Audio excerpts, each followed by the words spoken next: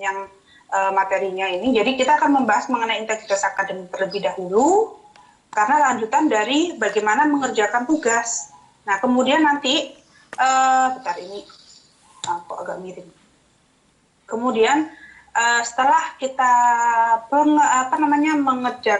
berdiskusi mengenai plagiat tugas, kemudian integritas akademik, etika akademik dan sebagainya, nah kita lanjut untuk bagaimana sih konsep atau implementasi dari etika atau integritas akademik tersebut selain dari tugas, yaitu nanti di karya ilmiah. Nanti kita akan coba cek katalog masing-masing. Ini kan teman-teman semuanya dari hukum semua ya. Jadi nanti enak kita langsung buka katalog prodi hukum untuk ngecek mana yang semester berapa yang ada karya ilmiahnya dan apa sih karya ilmiahnya. Karya ilmiah itu apakah sama dengan skripsi? Padahal kan di UT tidak ada skripsi. Nah, kenapa harus ada ini? Nah, kita akan sedikit membahas tentang itu. Dan yang terakhir nih, yang poin penting dari mata kuliah di prodi hukum, yaitu kita akan sedikit membahas mengenai mata kuliah praktik, yang praktiknya satu-satunya mata kuliah praktik di prodi hukum. Ya. Sekarang kita akan membahas tentang, bentar teman-teman. Ini kucing saya lagi, nih.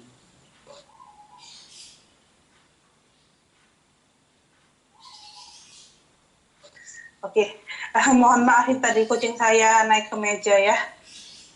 Kita buka saja. Ini saya share materi dulu. Bagikan layar.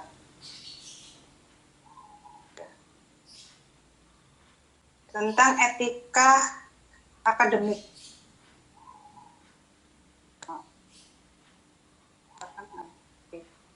Ini PowerPoint-nya ini ya, tampakan ya, teman-teman. Saya besarkan. Sudah muncul. Oh, sudah muncul. Bentar, Pak.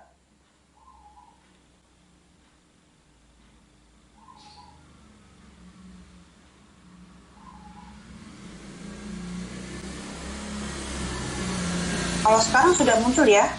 Sudah.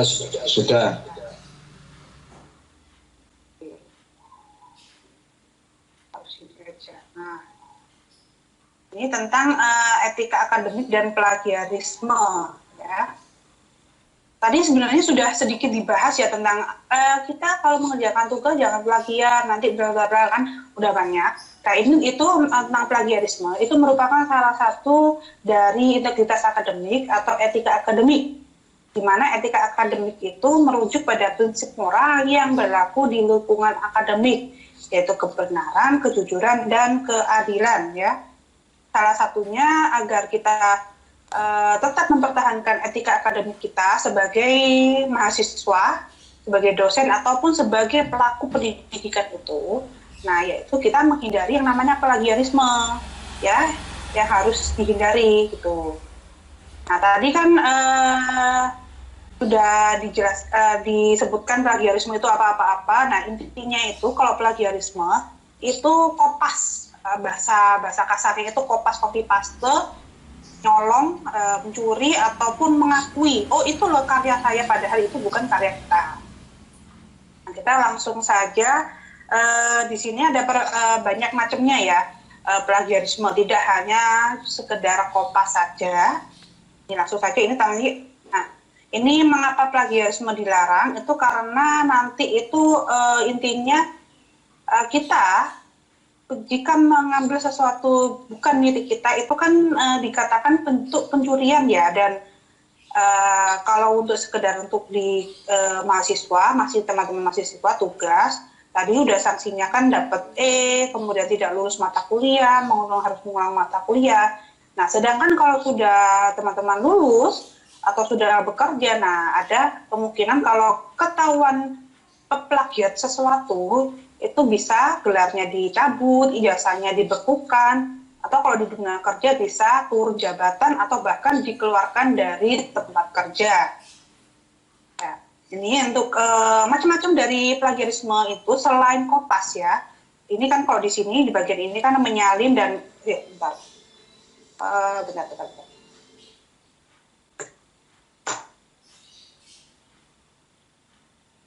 Tidak muncul ini saya. Ya habis ini ya apa? Nah ya, ini untuk ini ya, kalau selain kopas ini kan ada menyalin, mengcopy, mengutip, dan kolusi. Nah, untuk menyalin mengcopy tadi yang sudah dijelaskan oleh Pak Bayu, banyak sekali tentang kopas. Kopas pokoknya asal comot gitu aja, comot sana, comot sini, plok, tempel, udah jadi. Nah, itu salah satu bentuk dari kopas, menyalin atau copy ya. Nah, kemudian mengutip secara tidak pantas. Nah, tadi kan juga disarankan untuk memparafrase ulang atau menulis dengan kalimatnya sendiri. Misal teman-teman ngambil sumber dari buku ya, buku materi pokok itu di modul itu. Kemudian diubah kata-katanya, tapi teman-teman mengaku kalau itu ide saya.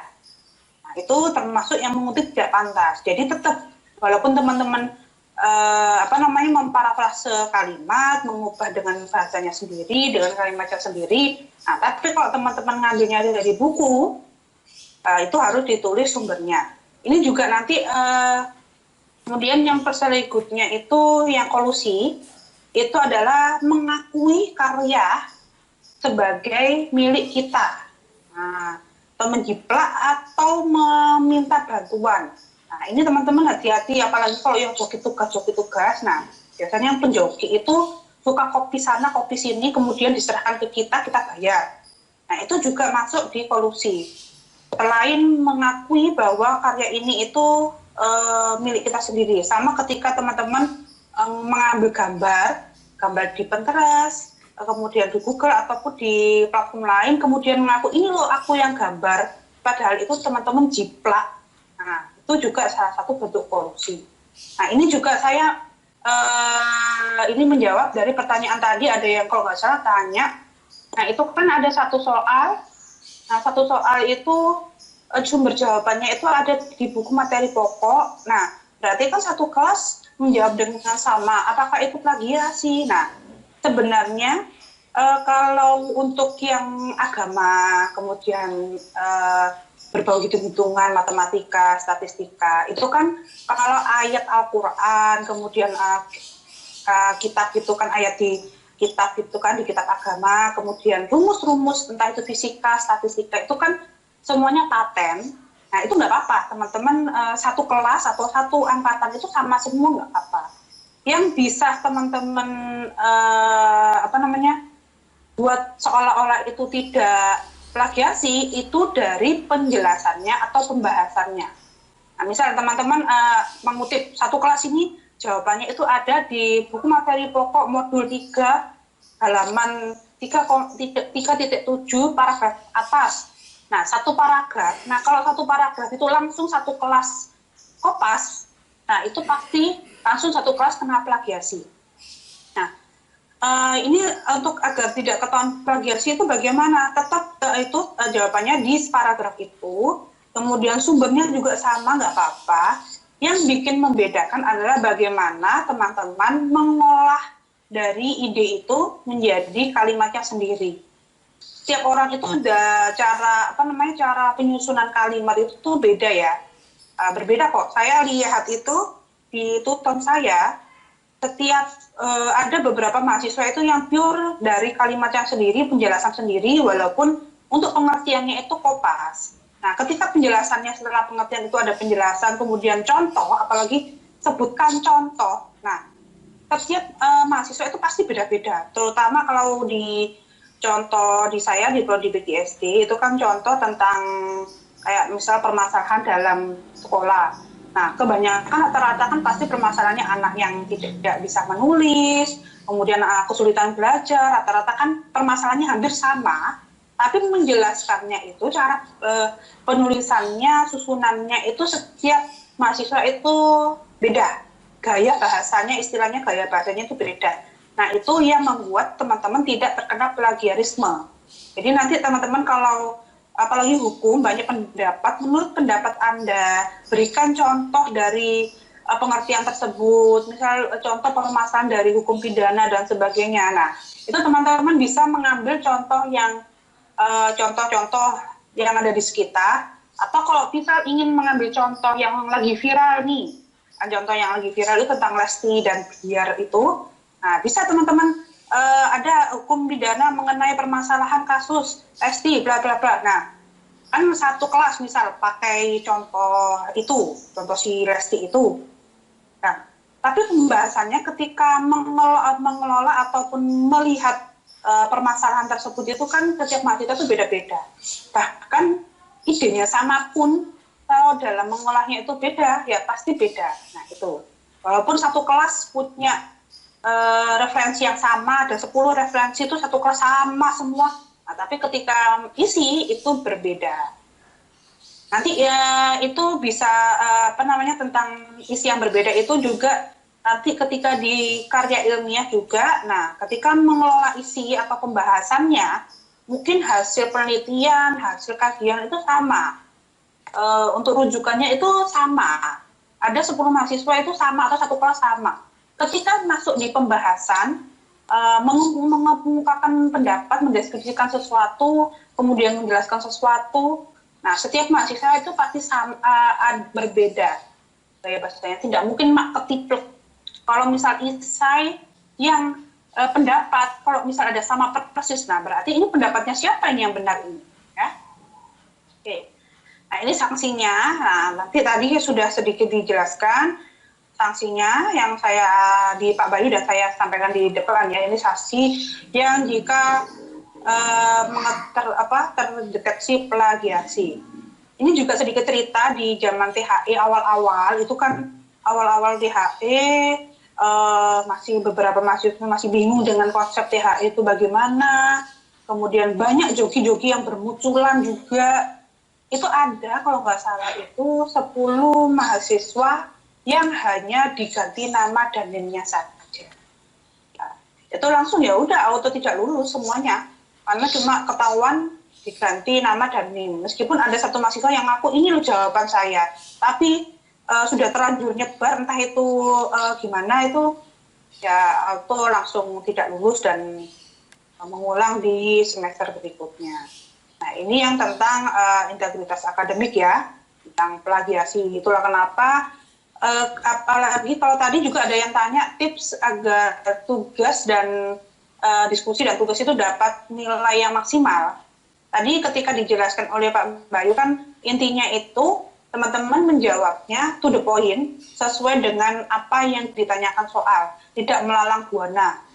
Nah, salah satu contoh itu saya ambil contoh dari ini ya PGSD ya. Misal ada pertanyaan mengenai bagaimana solusi ataupun penyelesaian masalah terkait untuk mengatasi anak yang kesulitan membaca di kelas 1.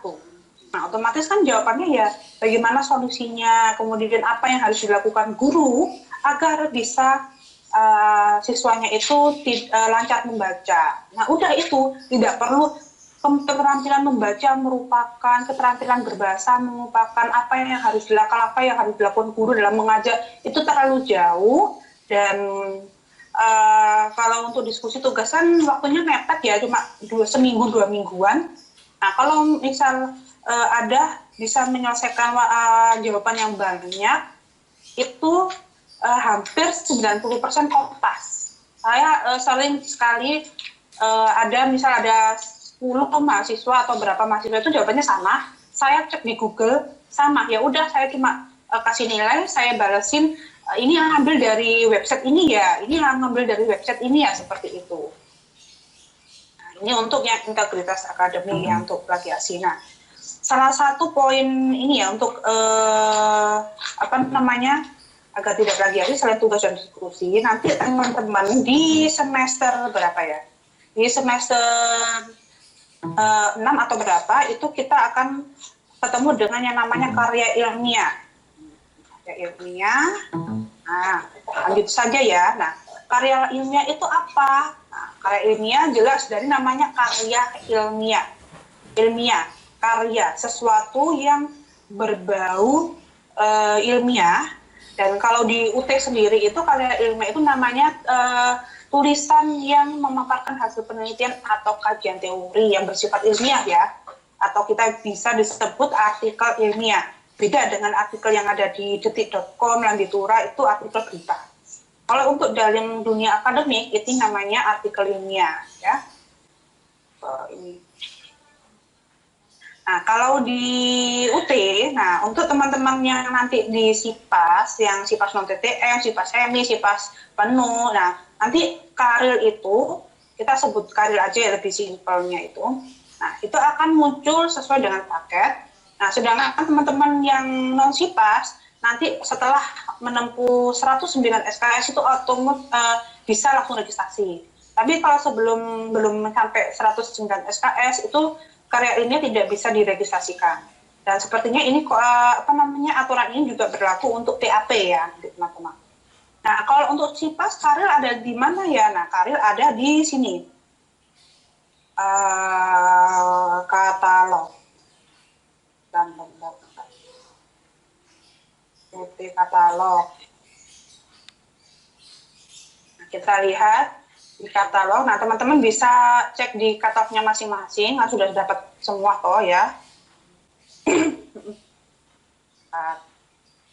Buka. Nah, kita cari yang prodi hukum. Prodi hukum itu semester berapa ya? Ilmu hukum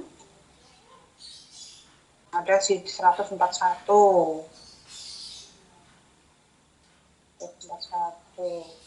769 hari ini 100 ini berapa ini? Oh, masih perpustakaan. Ini hukum semua ya, nggak ada yang selain hukum ya. Nah, ini sudah di katalognya hukum. Saya besarkan. Nah, nanti untuk karya ilmiah itu ada di sini. Oh, nggak salah semester 7 kok sini saya. Oh, semester 8 sih malah.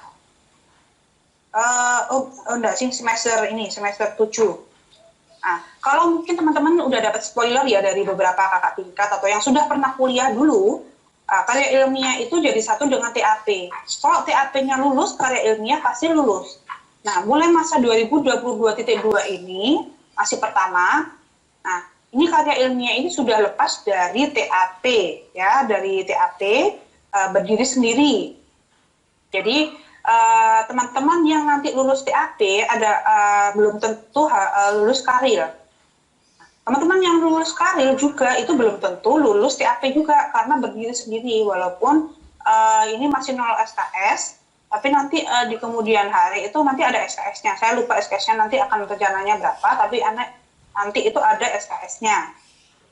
Nah, karir ini untuk yang karir. Nah, karir ini itu ini untuk karirnya ini udah ya tadi. Nah, karir itu ini, nah statusnya itu wajib ya, semuanya mahasiswa itu harus karir dan proses dan nanti itu bimbingannya itu ada 2. Jadi di Tuton dan ada webinarnya, ada webnya juga. Itu gimana ya? Nah, teman-teman tetap di tutorial online pada umumnya yang sekarang kelasnya yang sudah ada. Tapi nanti di sesi-sesi tertentu itu ada yang namanya link to web dan ada jadwal to webnya. Nah, untuk jadwal to web sih yang pertemuan pertama itu ditentukan oleh UT. Tapi untuk pertemuan berikutnya kan ada 4 kali to web nanti. Nah, pertemuan berikutnya itu bisa koordinasi dengan tutor atau dosennya.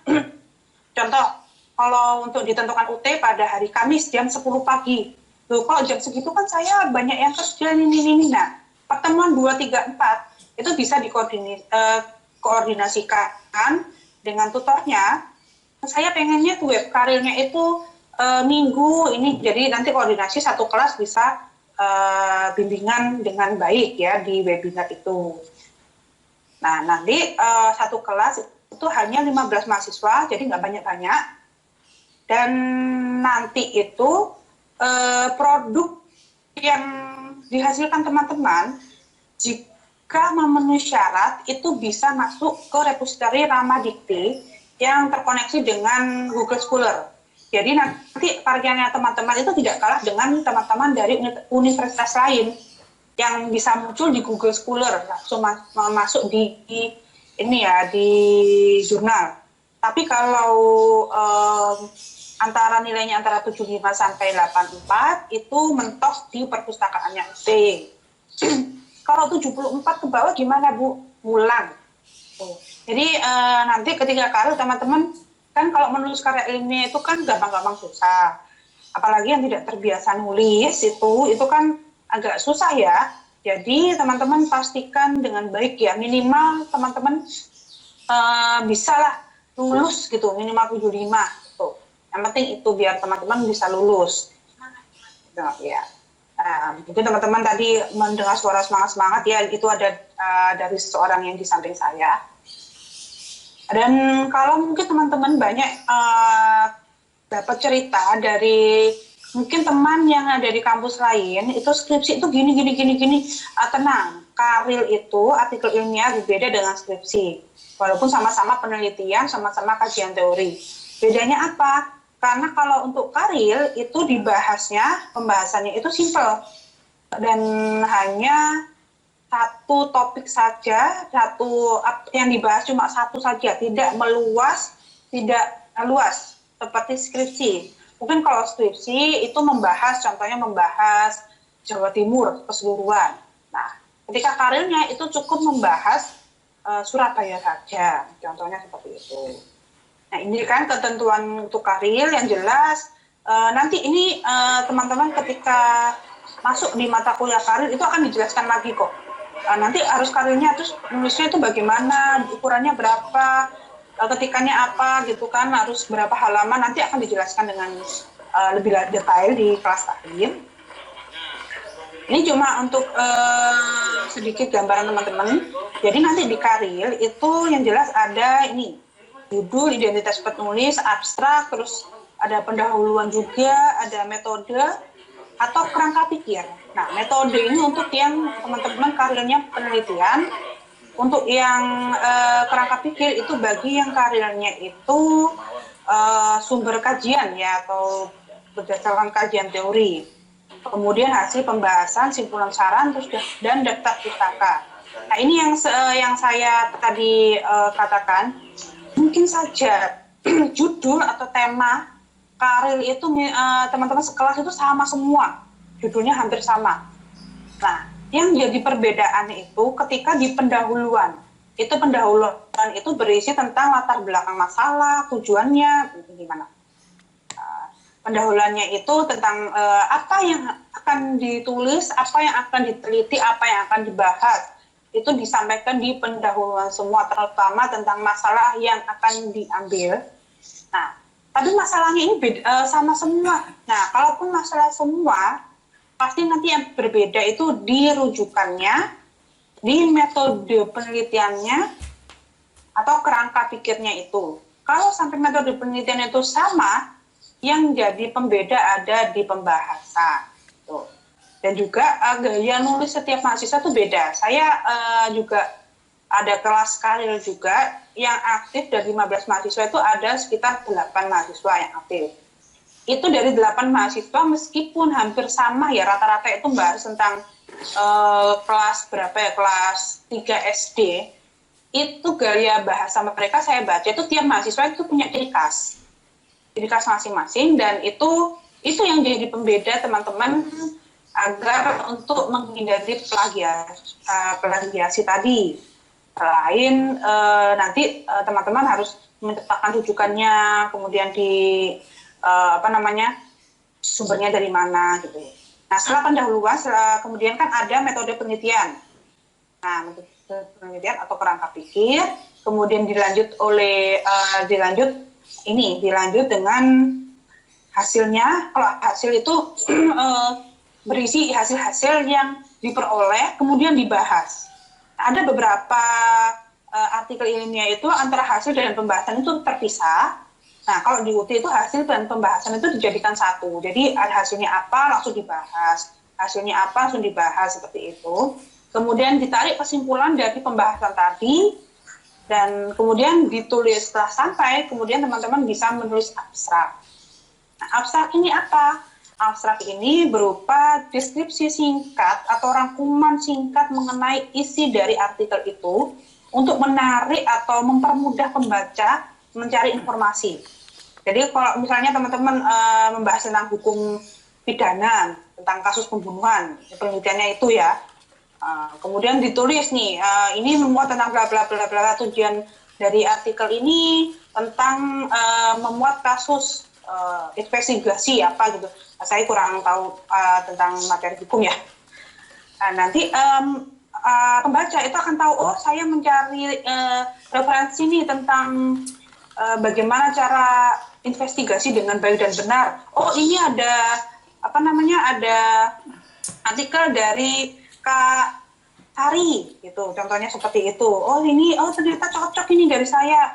Oh ini ada artikel dari Pak Bayu, kemudian dibaca apa namanya abstraknya. Oh ini kurang cocok, ini investigasi dengan tipe C. Saya mau nyarinya yang tipe B, contohnya gitu. Itu untuk abstrak ya. Abstrak itu rangkuman. Nah, kemudian setelah menulis sampai abstrak, sampai penulisan kesimpulan, nah tentu saja teman-teman menulis referensi ya. Referensi itu referensi itu merupakan susunan dari apa saja teman-teman yang dirujuk. Nah, agar untuk menulis daftar referensi atau daftar rujukan ini tidak lupa, nah setiap teman-teman mengutip sesuatu, tulis saya ini ngutipnya itu dari sumber mana. Nah, dari sumber mana, saya ngutipnya dari sumber mana, dan sebagainya. Nah, kalau tidak ditulis itu, nanti lupa. Misal sudah selesai semua. Oh, ini pendapat yang ini dari Hamdalah tahun 2015, ini artikel yang mana ya? Nah, itu kan kalau misal tidak disimpan atau tidak dicatat ya, kutipannya nanti lupa, ini saya ngutip dari mana. Bu, kalau nulis kutipan itu gimana ya nulis kutipan? Kalau untuk nulis kutipan atau cara menulis daftar rujukan itu sebenarnya banyak cara dan banyak tipe. Cuma di UT ini untuk menulis daftar rujukannya itu dengan American Psychological Association atau dengan APA ya. Nah, caranya apa? Mungkin ada yang di spill itu pakai Zotero atau Mendeley. Nah, kalau masih susah gitu kan ya, atau ini saya bingung ini pakai Mendeley gimana, teman-teman bisa pakai Google Scholar saja yang gampang. Nah, pakai Google Scholar, pakai Scholar ya, pakai Google Scholar ini. Nah, contohnya ini hukum pidana di Indonesia ya, kemarin kebetulan hukum. Nah, contohnya ini di sini ada artikel nih, penegakan hukum terhadap tidak pidana bla bla bla. Nah, caranya saya ingin mengambil kutipan atau rujukan dari artikel ini, tapi bingung untuk menulis daftar rujukannya itu gimana. Gampang, nanti di sini ada bagian site kita ini mau saya memang nggak tadi kayaknya habis keinjak kucing saya, bingung ini, mouse-nya tidak muncul. Pokoknya ini yang di bawah itu ada kita ya, site ya, site, tulisannya kita ya, tapi bacanya site ya. Nah, ini tinggal diklik saja, nah muncul, sudah ada yang penulisan pakai sistem MLA, APA, Chicago, Harvard ya. Nah, kalau di UT itu pakai yang APA. Nah, ini teman-teman tinggal disalin saja atau di copy, nah kemudian dimasukkan ke daftar rujukan teman-teman. Kalau teman-teman mengutip dari artikel ini. Nah, itu dari artikel tentang karya ilmiah. Nah, ini juga untuk karya ilmiah, ini kan mumpung saya buka Google Scholar dan membuka tentang artikel, ini juga kita akan sedikit membahas mengenai tugas 2. Tadi tugas 1 kan cuma kopas saja ya, TT1. Nah, tugas 2 ini teman-teman belajar bagaimana memparafrase atau merangkum, membuat rangkuman bibliografi tentang artikel yang akan dibaca. Saran untuk artikel yang akan dipakai untuk teman-teman itu ya sesuai dengan prodi. Tapi kalau memang mentok ya bingung ya bisa lintas prodi. Tapi lebih enak ini membaca artikel ilmiah dari prodi. Nah, ini formnya yang jelas nanti ada nama dan NIM, kemudian program studinya apa. Nah, kemudian ini di sini ada nama jurnal, volume, nomor jurnal, tahun terbit, halaman, judul artikel, nama penulis, kemudian ini ringkasan artikel. Nah, ini nemunya di mana ya? Nah, kita akan cek bersama-sama. Kita ambil saja contoh yang sudah tadi, ini yang penegakan hukum terhadap tindak pidana. Ini tinggal buka saja, teman-teman. Sudah. Nah, di sini sudah kelihatan di atas sendiri, University of Bengkulu Law Journal. Ini merupakan nama jurnalnya. Nah, jurnal yang menerbitkan artikel ini. Kemudian jurnal yang ini, nah di sini ada volume 4 nomor 1 tahun 2019. Nah, artinya artikel ini terbit di tahun 2019 di bulan atau di terbitan pertama di tahun itu. Jadi maksud dari volume 4 nomor 1 itu maksudnya volume itu berapa tahun atau berapa terbitan tahun jurnal itu terbit. Jadi ini 2019 itu merupakan terbitan tahun keempat. Nah, nomor 1 itu merupakan artikel yang terbit pertama kali di tahun itu, yaitu tahun 2019. Itu untuk yang volume 4 nomor 1 ini. Ini bisa. Kemudian di sini ada judulnya penegakan hukum terhadap tindak pidana Indonesia melalui hukum dan hukum pidana positif dan hukum pidana Islam. Kemudian ini ada link doi-nya. Ini link doi ini link khusus untuk artikel ya. Nanti teman-teman bisa menyertakan ini sih di linknya ini. Kemudian ini ada Sarafuddin Harefa, ini autornya atau penulisnya. Ini untuk alamat emailnya si penulis. Nah, kemudian ini abstraknya, teman-teman. Nah, dari abstrak ini saja sudah terlihat bahwa artikel ini membahas mengenai ini ya, hukum pidana yang hukum pidana ini kan, membahas tentang hukum pidana. Kemudian di sini ada kata kuncinya juga. Nah, kata kunci ini untuk apa? Untuk mempermudah pembaca mencari artikel ini. Jadi untuk mempermudah artikel ini dicari. Nah, di sini untuk kata kuncinya atau keywordnya itu penegakan hukum, pidana, Islam, dan pembaharuan hukum. Nah, di sini sudah ada juga how to see it atau bagaimana kita menulis rujukan, daftar rujukannya. Nah, ini sudah ada. Tapi juga ada beberapa jurnal itu yang tidak mencantumkan ini, jadi nanti pakai yang lewat Google Scholar itu saja. Nah, itu. Kemudian ini kalau misalnya teman-teman ada di punya Mendeley atau Zotero, bisa pakai yang ini, download citation. Nah, kemudian teman-teman bisa cek di sini. Nah, di sini sudah ada, ini kemarin ini ada pendahuluan. Nah, nanti pendahuluan teman-teman rangkum. Isinya ini pendahuluannya itu membahas tentang apa? Minimal masalah atau apa yang ingin dibahas di artikel ini itu ada muncul di sini, plus tujuannya. Kemudian setelah pendahuluan, kemudian ada metode penelitian. Kalau untuk yang kerangka teori itu metode penelitiannya itu nggak ada, langsung ke kerangka pikir atau langsung ke pembahasan. Ada beberapa artikel yang kajian teori itu habis pendahuluan langsung ke pembahasannya. Terus ini metode penelitian, kemudian ini ada pembahasan dan analisa. Kalau DUT kan hasil dan pembahasan. Ini nanti kemudian ya udah itu sampai simpul nggak ada deh kayaknya. Oke, sampai yang ya hasil pembahasan saja. Oke, ini dari yang karir. Baik. Sebelum kita lanjut ke yang praktik, mungkin teman-teman dari tadi kita akademik dan karir, ini mungkin ada yang ingin ditanyakan. Mungkin teman-teman banyak bingung ya, karena karir itu ada di semester yang nanti ketika lulus, semester 7, kalau yang non-SIPAS kan tergantung SKS-nya ya, teman-teman cepat apa enggak.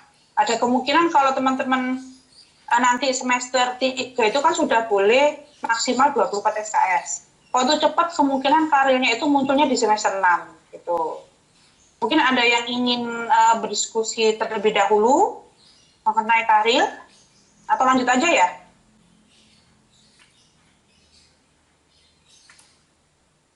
Oke, kita lanjut saja ke yang poin inti.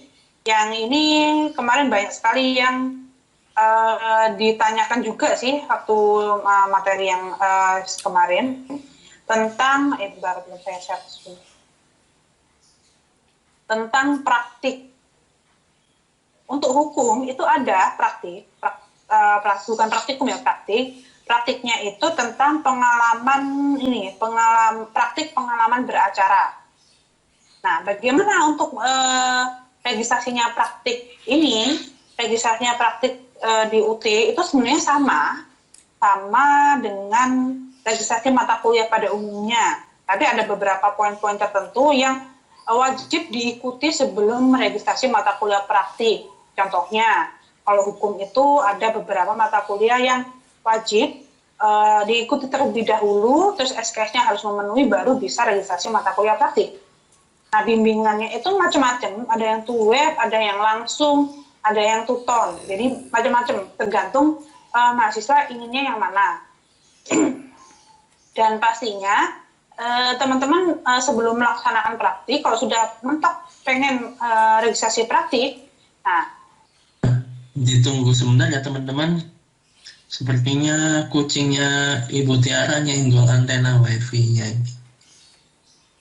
Oh, bentar. Ini suara saya bentar. Baru muncul Bu Tiara, silakan dilanjutkan. Oke, tadi sampai mana tadi? Ini share screen-nya juga mati sih Bu Tiara. Iya, saya matikan.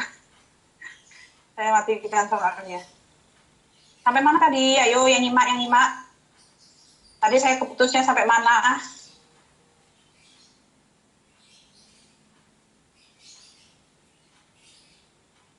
Sampai mana ini?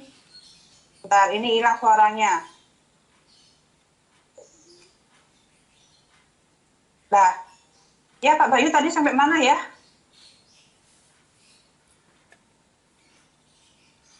Ini sampai bisa tulis sampai mana? Oh, praktek. Berarti tidak jauh-jauh banget ya. Nah, ini sudah. Dan saya tak mantau ini saja deh. Teman-teman kalau misalnya ada yang ini bisa saya tak pantau juga di HP juga untuk chatnya. Bentar ya. Oke teman-teman, dah sampai praktik ya. Sampai praktik yang di sini.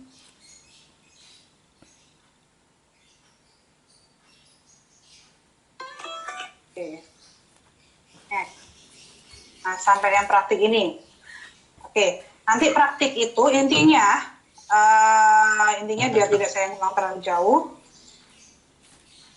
Oke. Terima kasih. Lanjut.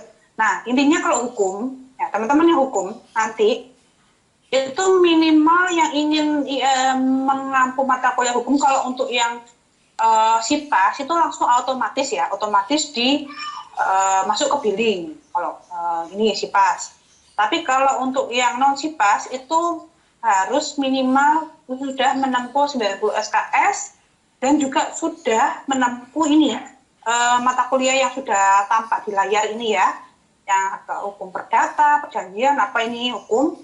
Nah, nanti langsung otomatis kok waktu ketika teman-teman ini ya untuk registrasi mata kuliah, itu untuk mata kuliah praktik ini auto bisa diregistrasikan jika sudah menempuh. Tapi kalau untuk yang SIPAS itu pasti ada. Kemudian ada nanti di teman-teman bisa cek, kalau tidak salah kemarin itu saya cek untuk mata kuliah ini ada di semester 6 kalau SIPAS. Nah, kalau non SIPAS itu bisa nanti dilaksanakan tergantung teman-teman mau ngebut apa tidak untuk ngambil SKS-nya. Apakah bisa di semester 5 atau semester 6, atau kalau pengen nyantai diregistrasikan di semester 7 tuh. Nah, yang jelas tadi untuk pola praktik pengalaman beracara itu ada 2 ya, mau online dan bisa langsung ke pengadilan. Syaratnya kalau pengadilan itu minimal Di sini nggak ada ya. Minimal 8 sampai 5 ini. Ini ya, bukan 8. Minimal 5 sampai 10 orang dalam kelompok. Jadi minimal 5. Jadi teman-teman di sini kan banyak toh hukum. Ini yang gabung di kelas ini saja ada apa ya ini? Ada sekitar 200 ya 200-an ya ini yang masuk ke sini. Kalau nggak salah ya. Nah, itu teman-teman bisa berkumpul berkelompok. Nah, nanti teman-teman bisa lapor ke UPPJJ dan diarahkan ke pengadilan yang bekerjasama dengan UT. Saya yang jelas di Surabaya itu ada, cuma saya lupa kurang tahu ya pengadilannya itu yang mana. Karena sudah 3 tahun ini untuk yang praktek langsung di pengadilan itu vakum karena pandemi. Ya, pihak pengadilannya itu menolak ada mahasiswa praktik ya, karena mungkin menghindari kerumunan, kemudian juga nggak tahu ya, pokoknya menolak untuk ada pengadilan mahasiswa praktik, sehingga semua mahasiswa hukum yang registrasi mata kuliah ini itu diarahkan ke praktek online. Kalau praktek online itu kayaknya ada webnya ya kalau nggak salah sih. Nah, nanti teman-teman ketika misal di pengadilan nih, sudah di pengadilan sudah oke, nah nanti akan dibimbing juga dari UT juga ada pembimbingnya. Nah, dan juga di sana juga teman-teman akan mendapatkan hakim pembimbing juga untuk istilahnya pembimbing magang lah ya, untuk membimbing teman-teman praktik. Nah, apa yang dilakukan ketika di pengadilan itu? Nah, nanti teman-teman itu menyusun laporan dan masing-masing mahasiswa walaupun berkelompok ya, laporannya itu sendiri-sendiri. Bukan hanya nitip jeneng. Kan biasanya gitu kan kalau kelompokan yang mengerjakan satu, yang lainnya nyumbang konsumsi, nyumbang kertas, nyumbang fotokopi, ada yang cuma rebahan doang. Nah, kalau di sini walaupun kelompokan laporannya itu nanti sendiri-sendiri. Nah, ada laporan ini ya, observasi dan melihat tentang ini berkas acara pidana dan perdata. Nah, ini laporannya itu hasil observasi pidana dan perdata dan berkas beracara. Nah, ini kan penyusunan laporan dilakukan secara individual dan bukan berkelompok, walaupun prakteknya itu kelompokan. Nah, nanti ini kok double. Nanti yang disusun teman-teman, yang berkas beracaranya kasus pidana, itu ini yang harus disusun. Ini teman-teman yang lebih paham daripada saya ya. Kecuali yang ada tanda bintangnya ini, tanda bintangnya itu yang tidak harus dikerjakan. Nah, kalau kemudian juga ada yang laporannya kan selain pidana juga ada perdata. Nah, ini tetap yang ada bintangnya itu yang tidak harus dikerjakan.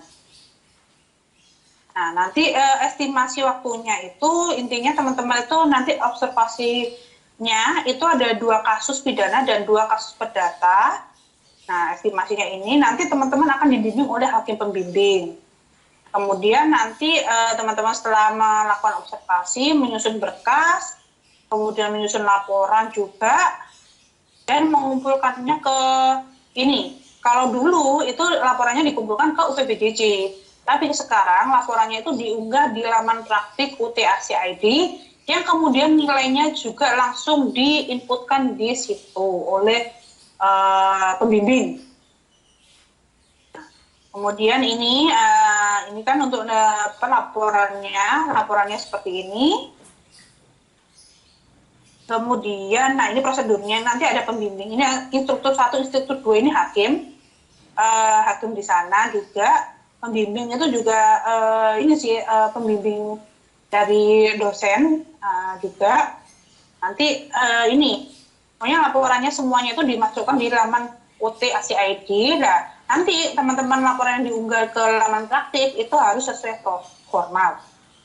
Terus saya ini cuma ada 3 mahasiswa, Bu, teman saya tuton aja. Nah, kalau cuma tuton saja ya tetap teman-teman mengikuti tuton pada umumnya, cuma isinya beda dengan mata kuliah yang teori. Karena praktik ya, nanti tugasnya saya kurang tahu tugasnya seperti apa, itu nanti ketika ada webinar atau apa tentang FISIP, nah teman-teman ikut saja. Karena kalau untuk materi ataupun sosialisasi mengenai prodi, mengenai fakultas, mata kuliah itu ada di fakultas masing-masing, di prodi masing-masing, dan di YouTube-nya UT TV. Oke. Mungkin itu saja ya untuk yang praktik. Nah, sebelum ada buka sesi tanya jawab yang open mic ya, ini saya akan membacakan beberapa di meeting chat. Materi ini ada linknya, ada. Nanti akan di-share oleh Pak Eko di meeting chat dan akan ada di websitenya UT Surabaya, tempat teman-teman kemarin. Ya, siap-siap. Yang di sini, ini di websitenya UT Surabaya ini ya. Di sini. Nah, ini materinya masih on proses ya. Nanti teman-teman bisa diunduh di sini. Lembar kerjanya juga ada di sini. Diklik lembar kerja. Nah, tenang, ada linknya kok. Linknya di-share. Nanti ada link yang di-share. Kemudian set. Kemudian mana ya? Nggak ada lagi.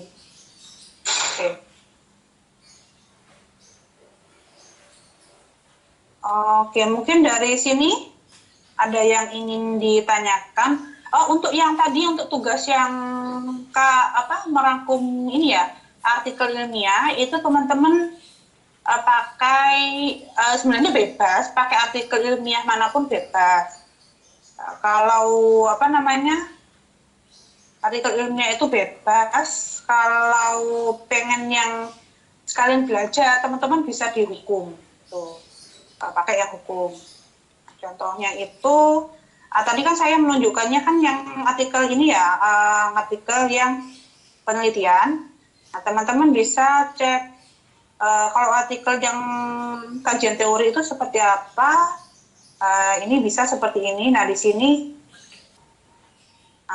ini kalau untuk artikel yang kajian teori itu pasti setelah pendahuluan ada yang namanya kerangka pikiran. Tapi ada yang langsung pembahasan, contohnya di sini, ini langsung pembahasan, langsung dibahas semuanya, data-data, ataupun teori-teori yang ada langsung dibahas, kemudian setelah dibahas, sesinya saya hilangkan. Nah, kita mulai lagi sekarang, intinya itu kotaan yang ada di bawah, ini ya. Kalau hilang itu pasti suara saya jadi ikutan hilang. Nah, ini sampai sini ya. Ini di sini kalau ini untuk yang kajian teori. Jadi kajian teori itu lebih membahas tentang teori-teori yang muncul. Kemudian artikel hukum itu tentang apa? Nah, artikel hukum ini kan saya kurang tahu materinya tentang hukum ya.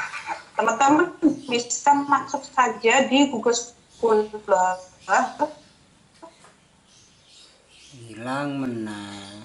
Jangan pakai Google biasa, beda. Nanti hasilnya. Google Scholar. Bentar. Ini kok sinyalnya dikasih Sinyalnya timbul saya pakai bagikan layar. Oke. Itu enggak ya? Oke. Baik. Kita contohkan teman-teman ini ya. Nyarinya itu di sini di Google Scholar. Di Google Scholar. Nah, tinggal pengen apa yang di hukum itu apa ya? Hukum atau mungkin kriminologi, tentang kriminologi. Nah, di sini sudah ada.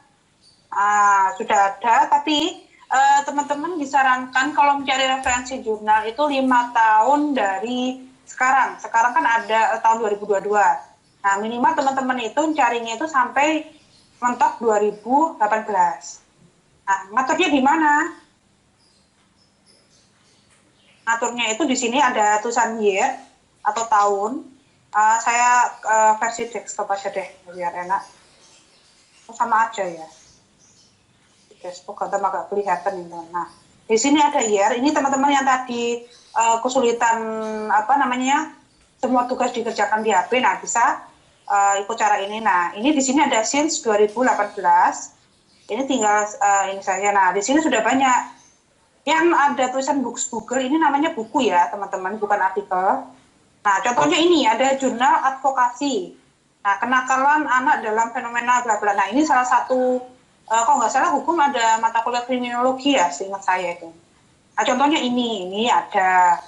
Nah, kemudian kalau mau nge-sheet, nah di sini ada sheet-nya. Nah, ini ada tombol APA. Nah, ini yang di ini. Nah, kamu tinggal lihat saja. Nah, di sini jurnalnya. Jurnalnya begini ya.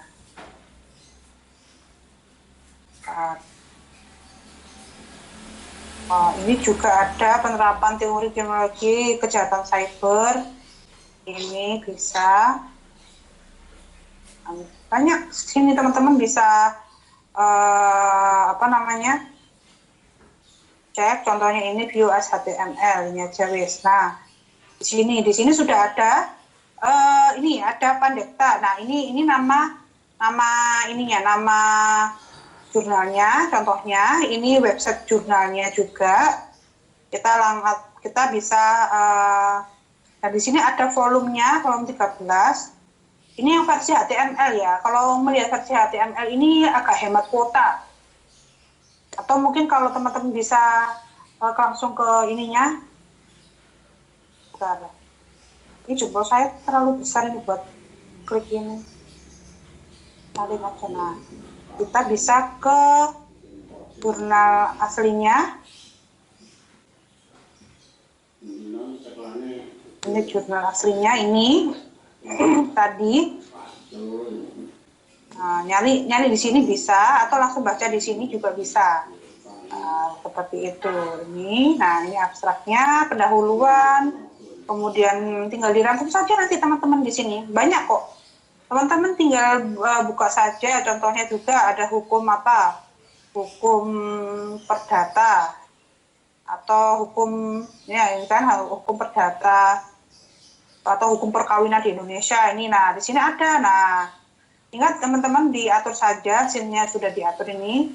Nah, ini ada ini hukum. Ini ada jurnal juga problematika hukum perkawinan di Indonesia. Nah, bisa ini teman-teman dipakai. Oke. Nah, ini saya tak nonaktifkan dulu aja. Oke.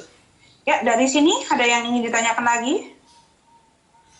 Kok bingung nyarinya? Artikel hukum tentang di Indonesia?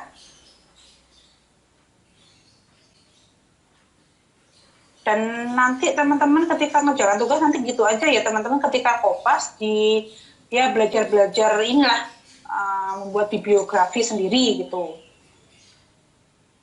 Kalau misalnya saya ini kesulitan untuk nulis artikel ilmiah, coba bikin artikel berita biasa, nulis ya ala-ala belajar menulis itu dari ini ada Alif Yasar ini, bentar mic-nya yang bisa, ini izinkan mikrofon, oke. Ya, Kak Alif Yasar bisa dinyalakan mic-nya, ingin bertanya sesuatu? Angkat tangan soalnya. Sebentar Bu, masih ada. Oh iya, masih ada. Udah ada di sana ya? Mau menanyakan terkait tugas yang di form tugas WT Kisru 2 ya, ini kan ada ringkasan artikel. Ya. Nah, ringkasan artikel itu ada metode kan ya? Itu metodenya maksudnya gimana ya? Oh, ya. Metode. Ya, saya tidak menjelaskan sampai situ tadi. Oke, untuk metode di artikel ya, terima kasih. Ada lagi? Selain itu? Sudah, itu dulu. Oke. Ya. Baik, terima kasih. Mana tadi ya? Bagikan. Bentar. Salah pencet. Bagikan saya.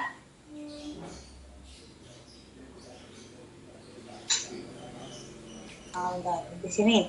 Contohnya ini, kita akan contohnya di ini. Salah satu ini ya, jurnal. View at jurnal ini. Full text.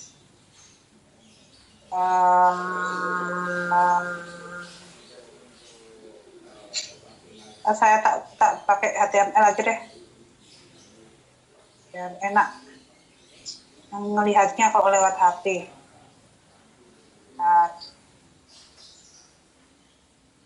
Ini ya. Oke. Nanti tadi ringkasan kan yang jelas ada pendahuluan. Nah, pendahuluan. Nah, kalau teman-teman ingin membahas atau meringkas artikel yang kajian, metode itu nggak usah dipakai. Tapi kalau untuk yang penelitian kayak seperti ini, nah ini kan penelitian. Penelitian, nah teman-teman bisa cek di sini ada tujuan. Ini sini bagian ini ada metode penelitian. Saya zoom. Nah, metode penelitian itu merupakan metode atau apa yang harus dilakukan oleh si peneliti itu. Nah, kalau metode penelitian itu kalau nggak salah nanti teman-teman ada kok mata kuliah metode penelitian sosial. Tapi metode penelitian secara umum itu ada terbagi jadi 3 jenis. Yang pertama metode penelitian kuantitatif, itu tentang angka-angka dan sebagainya, perhitungan persentase lah, pokoknya ada banyak perhitungan. Nah, kalau yang suka bercerita bisa pakai yang kualitatif, itu metode kualitatif itu memaparkan apa yang ada. Kalau untuk yang pengembangan, itu teman-teman menciptakan sesuatu. Nah, kalau di artikel ini yang saya buka, itu metode penelitian ini menggunakan metode penelitian hukum normatif ya. Karena ini untuk dijelaskan secara deskriptif reflektif. Ini salah satu bagian dari metode penelitian kualitatif ya, karena menjabarkan sesuatu, mengkaji kaidah yang hukum normatif dan doktrinal ya, seperti ini. Ini untuk ini. Nah, ini tinggal teman-teman tuh yang dirangkuman tadi, metode penelitiannya itu tinggal ditulis saja metode penelitian yang digunakan adalah apa. Contohnya di sini. Ini ya udah teman-teman tinggal saja ya, bentar. Halang HP saya ya.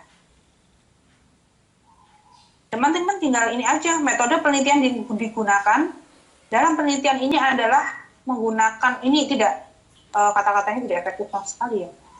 Nah, metode penelitian digunakan dalam penelitian ini adalah metode penelitian hukum normatif, contohnya seperti itu. Oh nggak jalan? Ya itu aja sih. Jadi apa yang di metode penelitian itu cuma itu aja yang ditulis. Penelitian ini menggunakan metode apa. Kalau penelitian pasti ada metode penelitian. Kalau tidak ada berarti itu artikel kajian teori gitu aja. Untuk yang lain?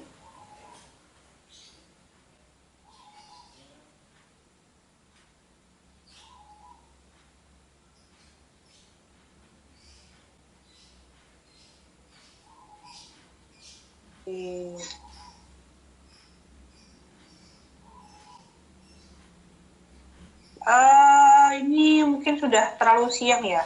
Kalau memang tidak ada ya. Masih hidup semua kan tapi teman-teman? Ya, oke. Mungkin itu saja ya dari saya. Tadi memang sudah banyak dibahas di sesi yang pertama pagi tadi. Terutama keresahan teman-teman tentang tutor, jadi nggak apa-apa.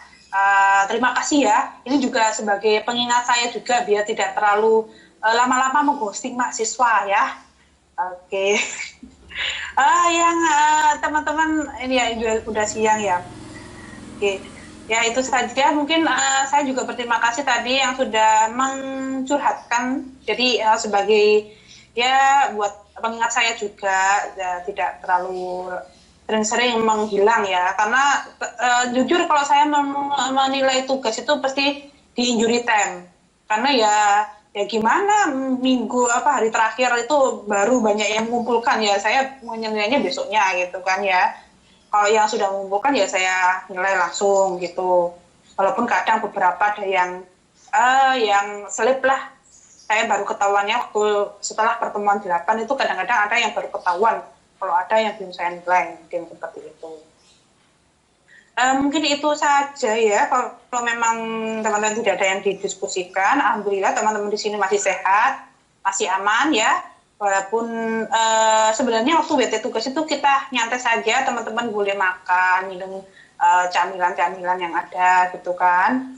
Toh juga off kamera semua, jadi nggak ketahuan di kamera kalau lagi nyemil ya, atau lagi tidur gitu kan, lagi rebahan gitu kan, atau nge-game gitu. Cuma pesan saya kalau selama kuliah di UT, teman-teman udahlah nggak usah pakai jogging.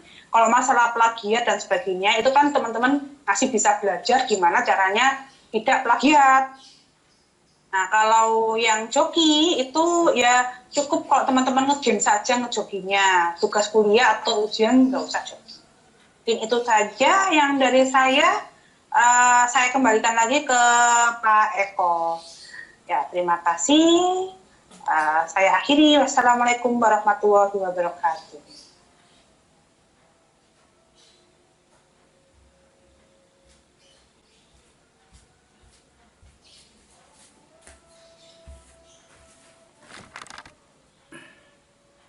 Belum ada ya? Bisa dicek di spamnya, Mas Alif.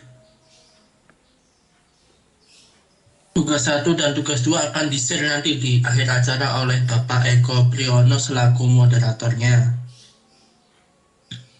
Ya nanti agak sabar sedikit ya. Bapak Eko, bagaimana ini Pak? Sudah ya, cukup? Atau bagaimana? Sebelum diakhiri oleh Pak Eko, mungkin teman-teman bisa on cam ya, kita foto bersama. Ya, yang rebahan tidak usah panik ya. Yang rebahan tidak usah panik. Pelan-pelan saja. Pelan-pelan saja. Iya, nanti ada tim tugas, ada feedback. Ya, nanti akan di-share oleh ini Pak Eko, apa sinyal atau gimana ya. Bisa teman-teman on cam juga, kita akan foto bersama terlebih dahulu. Ya, oke. Terima kasih. Oh iya Pak Bayu, dandan dulu ya sebelum berfoto.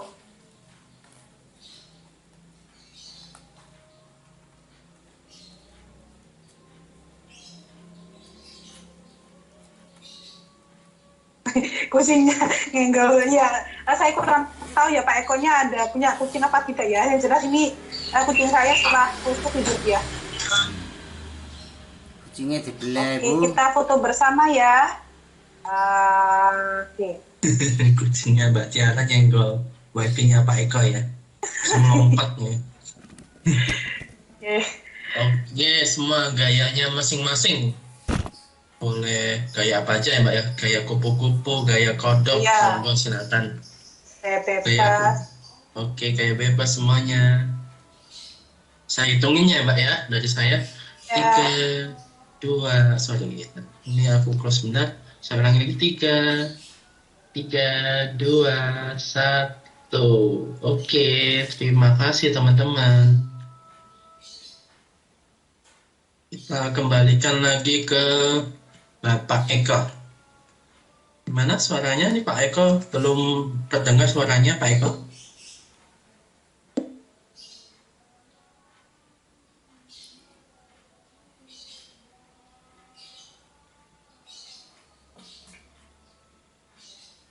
Hilang. Bentar. Ini bentar. Saya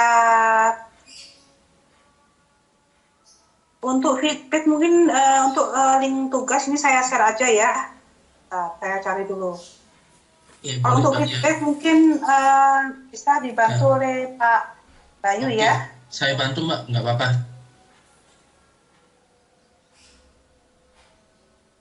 Bentar ya teman-teman, sabar sedikit.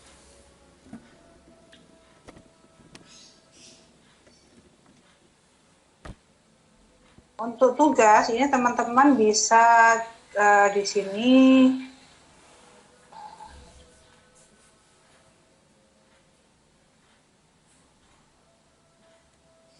Ini teman-teman kelasnya ini ya, D25 ya kalau nggak salah. Iya, D25 Mbak. Ya. Bu Diana. Ya.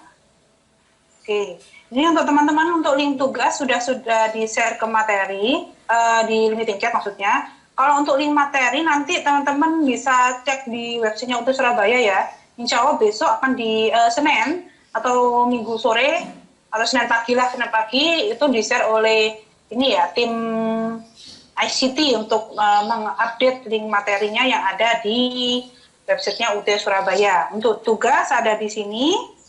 Untuk lembar kerjanya ada di websitenya UT Surabaya. Kemudian nanti yang diunggah bebas kok, mau PDF boleh, Microsoft Word boleh. Dan gampang, sederhana saja. Kalau untuk ringkasan yang tugas 2 itu juga ringkasannya yang simpel-simpel saja, bukan kopas ya, bukan salin tempel, tapi diringkas seperti itu. Untuk link materi untuk feedback akan di-share oleh Pak Bayu, mungkin link materinya juga kalau ada ya di-share oleh Pak Bayu. Oke, saya share di chat meeting ya teman-teman ya, bisa disimak di situ. Bisa dilihat ya teman-teman, link presensi juga saya share kembali kalau teman-teman yang belum mengisi daftar hadir dan cukup diisi 1 kali saja. Kalau yang sudah tidak perlu mengisi kembali. Oke. Ya. Ya, ini oke. Mungkin Pak Meko sedang ini ya, mungkin sinyalnya lagi lag atau gimana. Jadi cukup sekian saja pertemuan kita pada siang hari ini ya.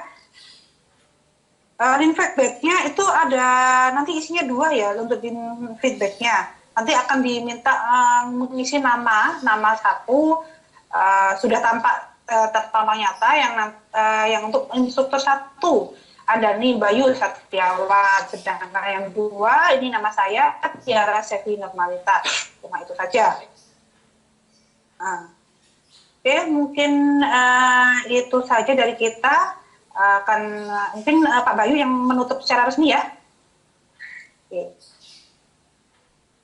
Ya, terima kasih Ibu Tiara atas penyampaian materinya, sangat menarik. Semoga mudah dimengerti juga oleh teman-teman semuanya, bisa bermanfaat juga ya.